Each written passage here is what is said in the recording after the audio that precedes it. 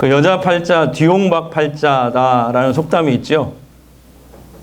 아시는 분은 아실 거예요. 그래서 여자는 남자를 잘 만나야 한다. 어떤 남편을 얻느냐에 따라 여자의 인생이 달라진다라는 속담이에요. 과거의 속담입니다. 지금 이런 얘기 했다가는 큰일 납니다. 그래서 과거의 여성들이 그 여성들의 인생이 남편에게 달려 있다는 데에서 자주 쓰던 그런 속담입니다. 요즘에는 잘 안 맞는 말이죠. 지금은요, 능력이 있으면 여성들도 얼마든지 전문직으로 일할 수 있는 그런 시대거든요. 근데 저희 어머니나 할머니 세대들은요, 그러니까 아마 지금 70대 이상, 그분들은 딸이라는 이유 하나만으로 대학은커녕 초등학교조차도 안 보낸 그런 집들이 많았다고 그래요. 그 시절에 엄마들은 딸들이 공부 잘하고 또 공부하고 싶다고 이렇게 얘기하면 그런 얘기 많이 하잖아요. 야, 여자가 무슨 공부냐? 뭐나 잘 가라? 그래서 누군가는 시집을 잘 가서 사모님 소리를 듣고요. 또 누군가는 시집을 잘 못 가서 굳은 일이라는 일은 다 하고도 시댁에서 또 대접도 못 받고 그렇게 살았습니다. 그래서 이 속담이 나온 거예요. 여자 팔자는 뒤홍박 팔자다라는 속담이 나온 거예요. 요즘에는요, 이 속담은 거의 사라지고요. 대신에 남자든 여자든 배우자를 잘 만나야 한다는 말로 바뀐 것 같아요. 왜냐하면 우리나라 이혼율이 과거에 비해서 점점 높아지고 있거든요. 2021년 조사 결과를 보면은 53%예요. 우리나라 이혼율이. 그러니까 두 쌍이 결혼하면 한 쌍이 반드시 이혼한다는 거죠. 지금 우리의 실정입니다. 충격적이죠, 여러분? 이혼은 자녀들에게 큰 상처를 줍니다. 당사자들에게도 상처와 후유증을 남겨요. 정말 우리는 배우자 고르는 일에 정말 신중해야 돼요. 특히 그래서 결혼은 사람을 꼭 사계절을 겪고 보고 해라. 크게 싸워도 보고 상대를 어느 정도 파악한 후에 아, 이 사람이라면 괜찮겠다 싶을 때 하라고 어른들이 권면하잖아요. 그런데 우리 젊은이들은 어떻겠습니까? 일단 외모나 세속적인 매력에 빠져서 배우자를 선택했다가 평생을 후회하면서 상처를 안고 살아가는 사람들이 얼마나 많은지 모릅니다. 자, 오늘 성경 본문에도 배우자를 잘못 만나서 이 배우자를 잘못 만나서 패가 망신한 한 사람이 나와요. 바로 북이스라엘의 7번째 왕인 아합입니다. 누구라고요? 아합. 그래서 이스라엘은 솔로몬 왕 사후에 남북으로 이렇게 분단이 되죠. 이 지도를 보세요. 이렇게 남과 북으로 이렇게 솔로몬 사후에 3000년 전에 저렇게 분리가 됩니다. 북이스라엘, 그 남쪽은 유다라고 불렀어요. 지금 뭐 우리도 남북으로 갈라져 있잖아요. 북조선, 대한민국 이렇게 갈라져 있듯이. 그래서 북이스라엘은 이제 아시리아라는 그런 제국에 멸망을 당할 때까지 저 북쪽이 약 200년 동안 유지가 되는데요. 200년 동안 19명의 왕들이 통치를 합니다. 제가 직접 그려왔어요. 여기 보세요. 보이시나요? 19명의 왕들이에요. 이렇게. 근데 저기 보면 반란이 8번 일어나요. 8번. 8번 구테타가 일어나서 유혈 그 사태가 일어나서 왕조가 바뀐 거예요. 북이스라엘. 근데 여기서 뭐 우리가 다 19명의 왕의 이름을 기억할 필요는 없고요. 제가 동그라미 쳐놓은데 누구예요? 7번째 왕인 아합을 우리가 살펴볼 거고 이 아합이 중요합니다. 앞으로 계속되는 설교에 있어서 이 아합이 중요하거든요. 아합이 이 7번째 북이스라엘의 왕으로서 이제 22년을 통치해요. 몇 년이요? 22년을 통치하는데 이전에 어떤 왕들보다도 극심한 우상숭배로 하나님을 심히 노하게 만든 왕이었다. 이렇게 오늘 성경에 기록되어 있어요. 자, 30절, 33절 다 같이 읽겠습니다. 오므리의 아들 아합이 그 이전의 모든 사람보다 여호와 보시기에 악을 더욱 행하여, 그다음에 그는 그 이전의 이스라엘의 모든 왕보다 심히 이스라엘 하나님을 여호와를 노하시게 하였더라. 우리 하나님이 웬만하면 오래 참으시거든요. 네. 그런데 심히 노했다. 이 그림을 보세요. 아합 왕은요 시돈에서 바알 종교를 공식적으로 수입했어요. 이것은 우리 그 전 세계 그 박물관에 지금 있는데 이 그때 당시에 그 사람들이 막 이런 부조가 지금 유물로 이렇게 남아 있는데 이것을 떼다가 이렇게 박물관에 지금 걸어 놓은 거거든요. 여러분 보실 때 저기 지금 번개를 들고 서 있는 저 신이 그때 당시 바알 신입니다. 비를 내려준다. 그러니까 번개를 들고 있는 거예요. 그리고 그 옆에 있는 신은 되게 좀 야하고 좀 음란하죠. 이게 누구냐면 이 바알 신의 여신. 그러니까 옛날 신들은 다 짝꿍이 있었어요. 짝꿍이 배우자가 있었어요. 그래서 바알의 배우자인데 아세라라고도 부르고 어떤 데서는 아스다롯이라고 부르는데 옷을 다 벗고 있어요. 예, 그렇죠. 굉장히 그러니까 이 바알 종교가 되게 음란함이 느껴지시나요? 네. 근데 아합 왕은 시돈이란 나라, 아마 세계사 시간에는 페니키아라고 돼 있을 거예요. 이 페니키아, 시돈, 성경은 시돈인데 그때 당시에 3,000년 전에 이 해상 무역에 1위 했던 그 나라예요. 시돈, 자그마한 나라인데 이 시돈에서 이 바알 종교를 아합이 공식적으로 수입해 옵니다. 그리고 하나님을 버리고요, 바알 종교를 세상의 북이스라엘의 국교로 삼아버려요. 수도도 사마리아로 옮겼거든요. 세겜에서 사마리아 옮겨놓고 거기에 바알 신전을 세워요. 이 바알 신전 그 유적을 가서 보면 지금은 이제 그 유적 땅만 이렇게 남아 있는데 보면은 제가 보니까 한 그 건물만 그 터만 한 3,000평 되는 것 같아요. 놀라지도 않네요. 예, 3,000평. 이 바알 신전 어마어마해요. 그리고 이 바알의 부인신 아세라 신상을 크게 북이스라엘에 딱 세워놨어요. 그리고 제단을 쌓아놓습니다. 그리고 거기에 바알과 아세라 제사장 850명을 둡니다. 몇 명이요? 예, 다음 주에는 더 이제 이 850명을 기억해 둘 필요가 있어요. 다음 주에 설교도 나오는데, 자, 자신과 이스라엘 백성들이 바알을 섬기도록 장려를 해요. 아합이. 여러분, 이전의 왕들은 그래도 음성적으로 바알 숭배를 했거든요. 근데 아합은요, 이걸 시돈에서 수입해가지고 이제 백성들에게 아예 드러내놓고 국교로 삼았으니까 바알을 숭배하게 만들어요. 여러분, 이 바알 종교를 아시나요? 바알 종교가 뭐냐면요. 제가 이제 크로스웨이 성경대학에서 가르치는 그림인데 제가 가져왔어요. 맛보기로. 바알 종교를 이 한 장의 그림으로 잘 설명하고 있어요. 자, 잘 보시면은 저 구름 위에 하늘이거든요. 구름에서는 비가 내리고 있고요. 자, 어떨 때 비가 내리냐면 저 위에 하늘 위에 있는 남자가 이제 바알 신입니다. 그 옆에 있는 치마 입은 여자 신이 누구예요? 아세라예요. 그런데 자, 이때 당시에 고대 중동 지역에서는 비가 거의 안 옵니다. 지금 우리나라에 오늘 이렇게 비 오잖아요. 축복받은 나라예요, 우리나라는. 저 옆 사람에게 대한민국은 진짜 축복받은 나라예요. 중동 가봐요. 중동은 1년에 비가 2번 아니면 3번 온다니까. 정말 메말라 있어요, 가서 보면. 고대에는 농사가 주업이잖아요, 사람들의 주업. 그러니까 이 1년에 2-3번 내리는 비라도 반드시 내리지 않으면 안 되거든요.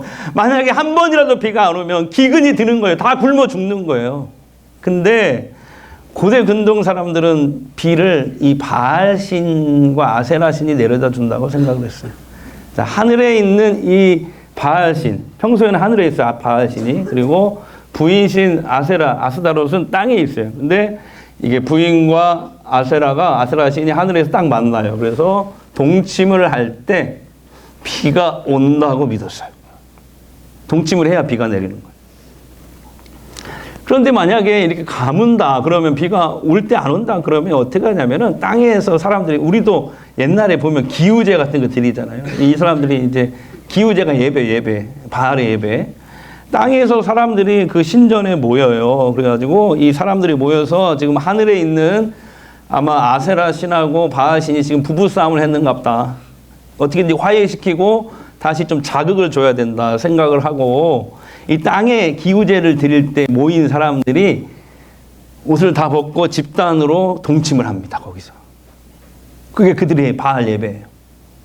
그러면 어떻게 하늘에서 두 신이 이렇게 보고 그걸 보고 자극을 받아서 자기들도 하늘에서 동침을 하면은 다시 땅에 비가 내리고, 비가 내리면 저기 이렇게 열매들 있잖아요. 열매가 이렇게 한 거, 열매가 막 이렇게 풍성하게 자라고, 그런 신이라고 믿었어요. 그러니까 옆에 지금 돌판, 율법 돌판이 있잖아요. X 쳤잖아요. 바알 종교는 윤리고 도덕이고 이런 게 없어요.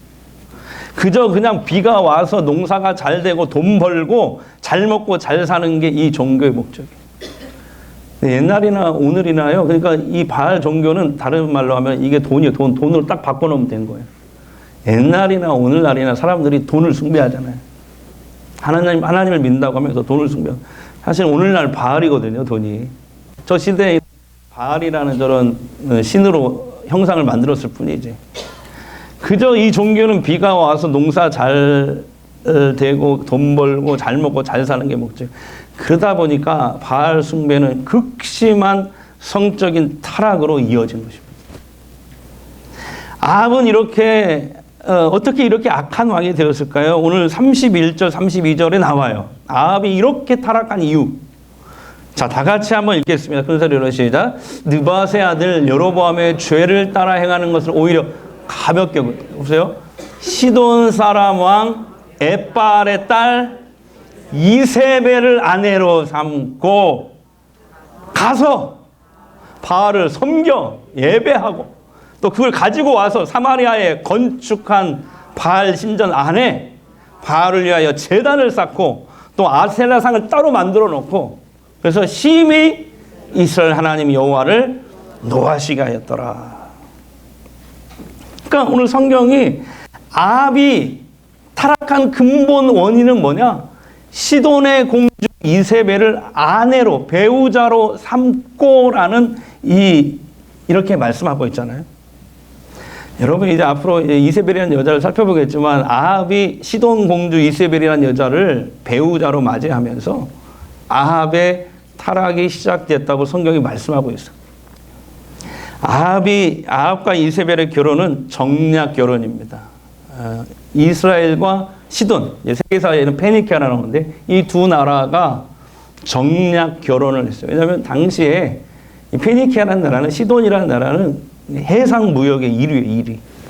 해상 무역으로 돈을 많이 버는 나라거든요. 그러니까 이스라엘과 이 시돈이 같이 이 결혼 관계, 정략 결혼을 하게 되면은 두 나라의 경제에 도움이 될 것이다 하고 결혼을 한 거예요. 근데 북이스라엘로 시집온 이세벨은 천성이 악하고 음행과 술수가 뛰어난 여자였어요.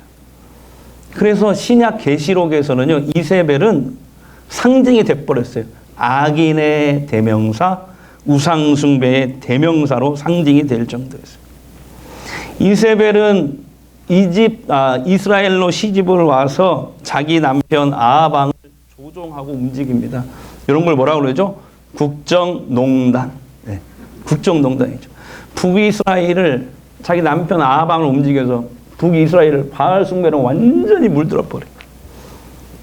근데 여러분 이걸 아세요? 아합과 이세벨의 결혼은 북이스라엘만 타락시킨 게 아니라 남유다까지 영향을 줘요. 무슨 말이냐면 이 아합과 이세벨 사이에서 딸이 태어나요.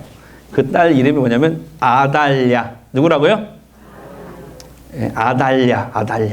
이 딸이 태어나는데 근데 얘도 세상에 나중에 커서 남유다로 시집을 가요. 남유다로 시집을 가는데 북이스라엘 공주가 남유다 여호람 왕에게 시집을 가는데 엄마 이세벨을 쏙 빼닮았을 뿐만 아니라 엄마보다 더한 그런 여자였어요.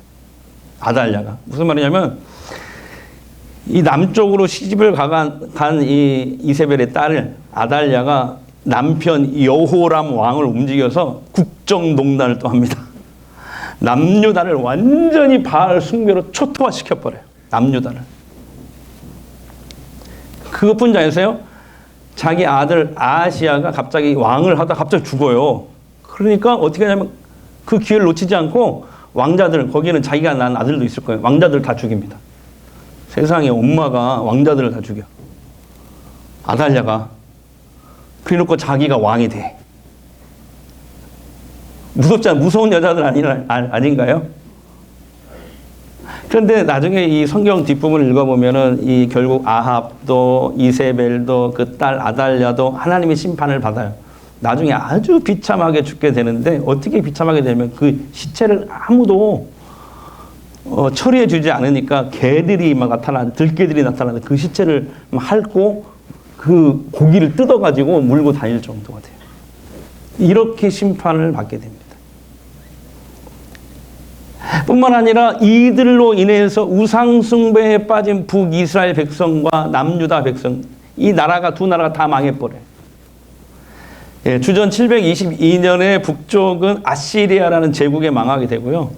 그 다음에 남쪽 남유다는 그 뒤로 150년 뒤에 바벨론이라는 제국에 멸망당하고 사람들이 70년간 포로를 끌려가게 됩니다. 하나님은 이 모든 것이 바알 숭배 때문이었다라고 말씀하셔요. 그리고 오늘 성경은 그걸 얘기하는 거예요.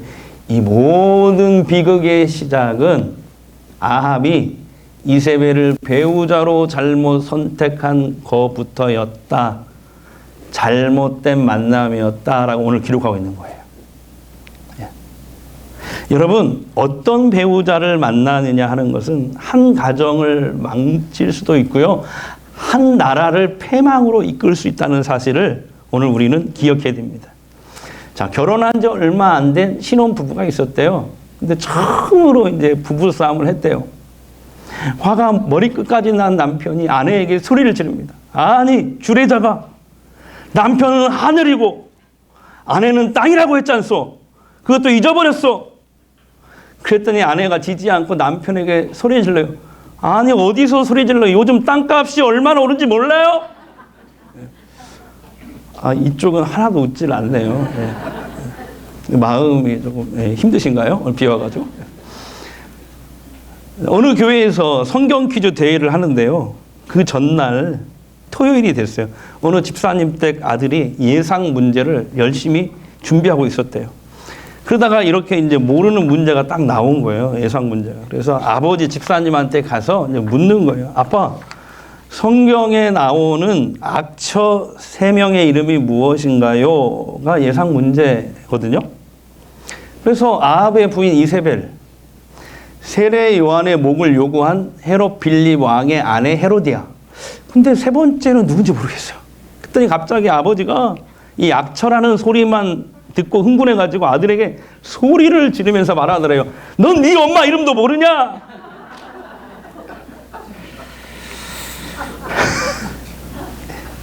여러분, 우리는 배우자를 선택할 때 누구를 만날 것인지, 이 사람과 평생을 함께해도 될 것인지 정말 꼼꼼히 따져봐야 돼요. 왜냐하면 선택은 순간이지만 후회는 평생이거든요.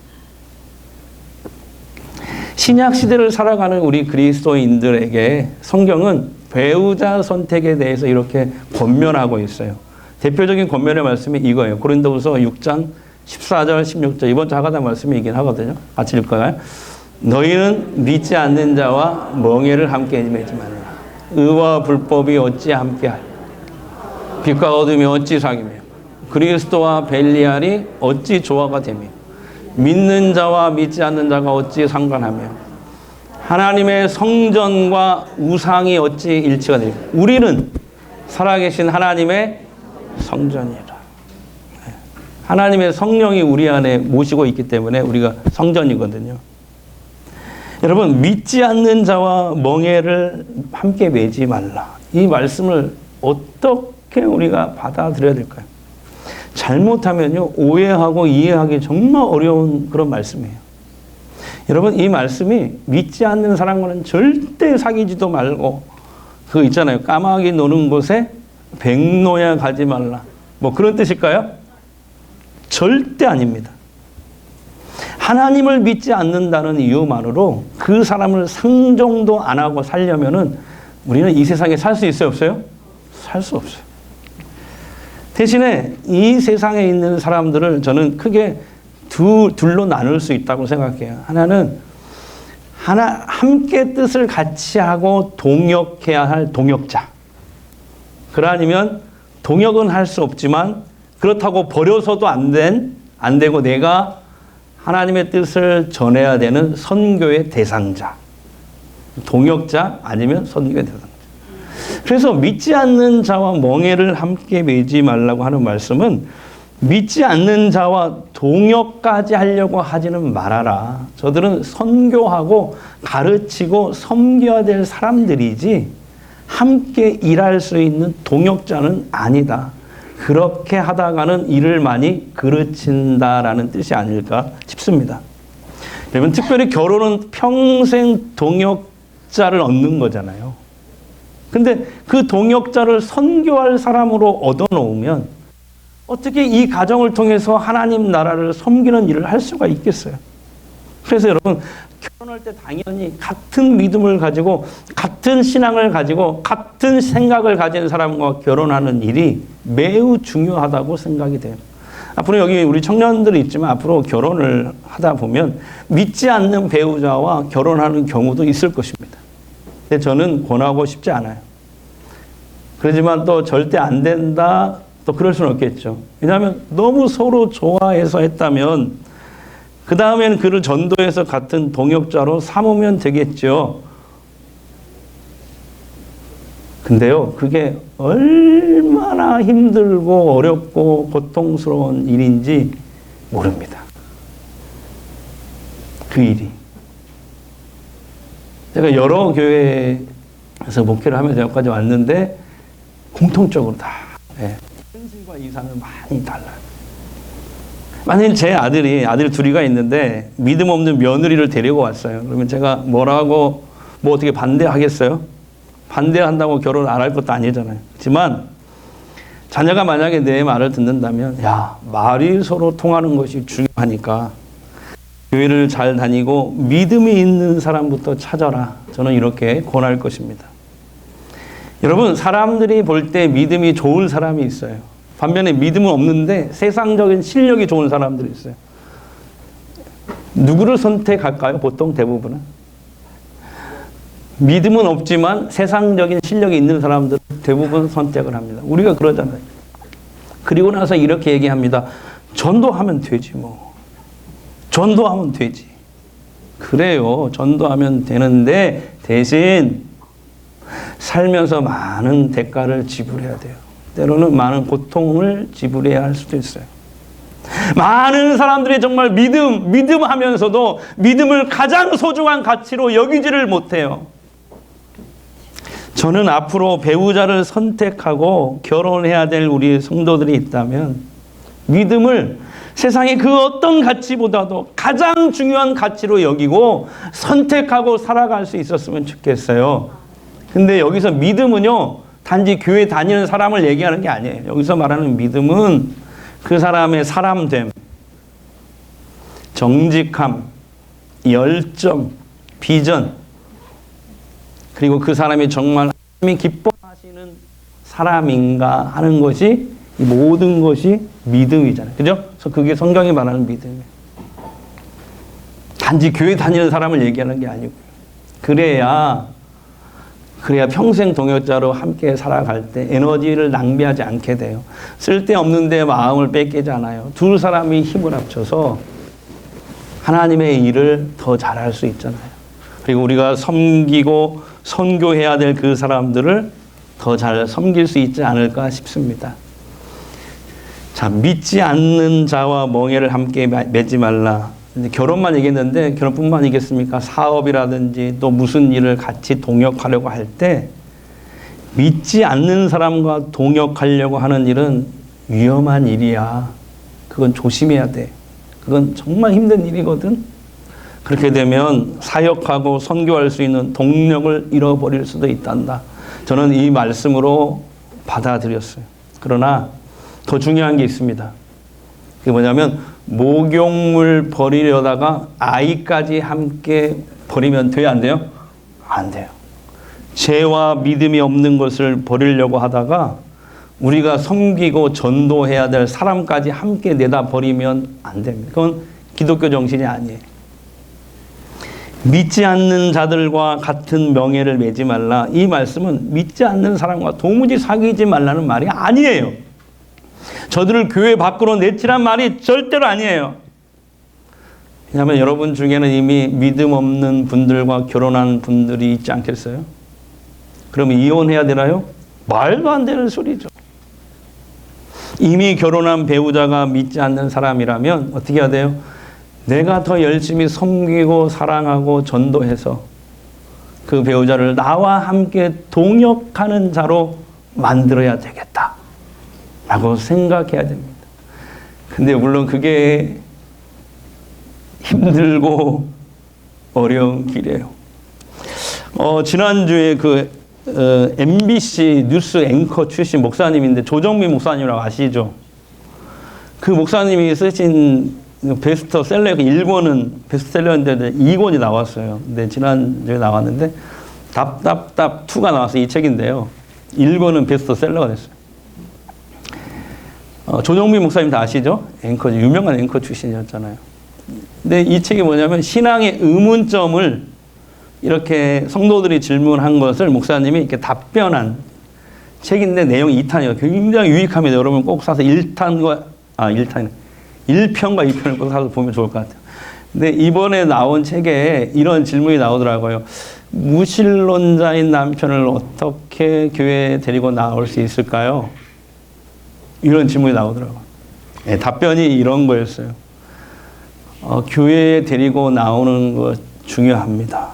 하지만 그게 본질은 아니에요. 본질은 예수님을 만나는 겁니다. 그걸 도와주는 게 우리가 할 일이에요. 그러면서 조정민 목사님이 자기 얘기를 해요. 자기 얘기를. 이렇게 얘기해요. 거기. 제 아내는 13년간 저를 기도하며 기다려줬습니다. 몇 년간요? 심지어 제가 교회 가지 못하게 한 적도 있어요. 미국으로 유학 갔을 때도 마찬가지고. 그러나 아내는 제가 매일 술을 먹고 들어오면 옷 벗겨주고 따뜻한 물로 발도 씻겨주고 세상에 새벽 2, 3시에 사람들을 끌고 와도 불평하지 않고 술상 차려주고 정말 이제 아내가 인내하며 수고하는 세월이 길었습니다. 아내의 인내 덕분에, 아내의 섬긴 덕분에 제가 예수님을 만날 수 있었습니다. 여러분, 그렇습니다. 진정한 그리스도인은 그의 삶에서 예수님이 보여야 돼요. 옆 사람에게 진정한 그리스도인은 삶에서 예수님이 보여야 됩니다.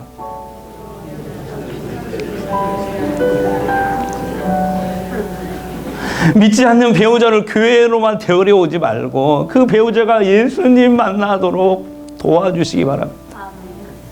그러려면 어떻게 해야 돼요? 좀 힘들어요. 많이 인내하고.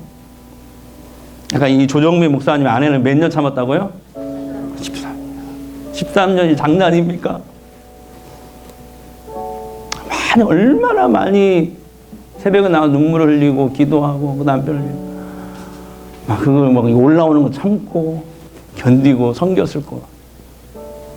그래서 그 배우자가 우리를 보고 아니 이 사람을 어떻게 나 같은 사람을 떠나지 않고 이렇게 끝까지 사랑하고 섬길 수가 있지? 그렇게 아마 고개를 갸웃거리게 만들어야 돼요. 그러다가 어느 날 여러분을 붙잡고 그 얘기를 할 거예요. 나 오늘 당신이 나가는 전주 성광교회 한번 가보겠소. 가보겠소. 이쪽은 아멘을 하나도 안 하네요. 나 오늘 당신이 나가는 성광교회 한번 나가볼게. 여러분, 믿음과 인내는요 반드시 길을 냅니다. 할렐루야. 화려하지 않아도 정결하게 사는 삶, 가진 것이 적어도 감사하며 사는 삶, 내게 주신 작은 일 나눠주며 사는 삶, 이것이 나의 삶의 행복이라고. 다시 한번요. 화려하지 않아도 정결하게 사는 사람, 가진 것이 적어도 감사하며 사는 사람, 내게 주신 작은 일 나눠주며 사는 사람, 이것이 나의 삶의 행복이, 이것이 행복, 이것이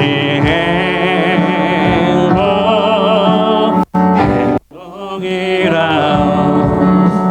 세상은 알 수 없는 하나님 선물, 이것이 행복이라. 하나님의 자녀로, 하나님의 자녀로 살아가는 것, 이것이 행복, 이것이 행복, 이것이 행복. 아멘. 이것이 행복이라고.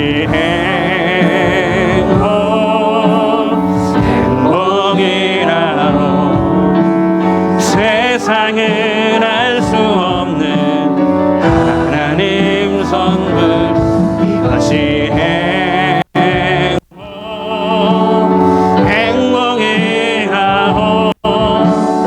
하나님의 자녀로 살아가는 것, 이것이 행복이라고. 하나님, 배우자 선택하는 일에 신중하겠습니다. 믿음을 세상의 어떤 것보다 가장 소중한 가치로 여기겠습니다. 또한 믿지 않는 배우자를 교회만 데려오지 않고 그 배우자가 예수님 만나도록 도와주겠습니다. 그러기 위해 많이 인내하고 견디고 섬겨야 하는데, 주님, 내 힘만 가지고 안 됩니다. 성령님 할 수 있는 힘과 능력을 저에게 이 시간 부어 주시옵소서. 우리 주님 한번 외치고 통성기도합니다. 주여,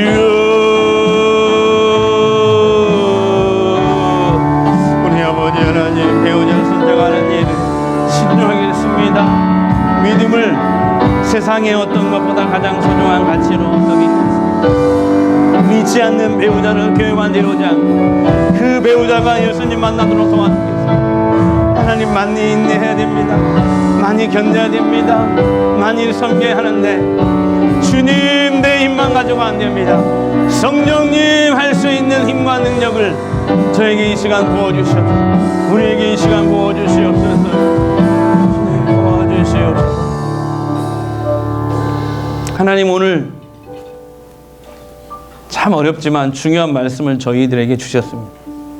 믿지 않는 자와 같은 명예를 매지 말라 하는 말씀은 참 중요한 말씀인데 매우 어려워서 오해하기 쉽고 잘 구별하기가 어렵습니다.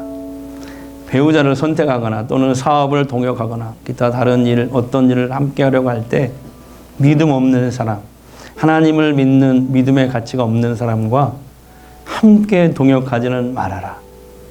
그러나 배척하지도 말아라. 저들은 함께 동역할 사람이 아니라 우리가 사역하고 선교하고 전도해야 될 사람이다. 이 두 가지 구별을 정확하게 해서 하나님의 뜻을 잘 이해하고 받아들이는 우리 성도들 되게 하여 주시옵소서. 말로는 믿음 하면서도 세상의 가치와 세상의 것들을, 이 세상 안에 바알의 모습을 숨기고 바알처럼 사람들을 유혹하는, 또 사람들을 숭배하게 만드는 것들이 너무 많이 있습니다. 그런 어리석음이 우리 안에도 많이 있음을 봅니다. 믿지 않는 자들과 함부로 동역하려고 하는 우리를 범할 때가 많은데 믿음의 가치를 더 소중히 여기는 우리들 되게 하옵소서. 또 반대로 믿음 없는 사람, 믿음에서 벗어난 가치관을 가진 사람들, 우리는 함부로 정죄하고 배척해서 교회 안에서 다 몰아내고 담쌓고 못 들어오게 하는 그런 우를 범함으로 우리의 선교적인 소명을 망각하는 우를 또한 잘 범합니다. 그런 실수도 범하지 아니하도록 하나님 우리에게 분별의 영을 허락하여 주시옵소서.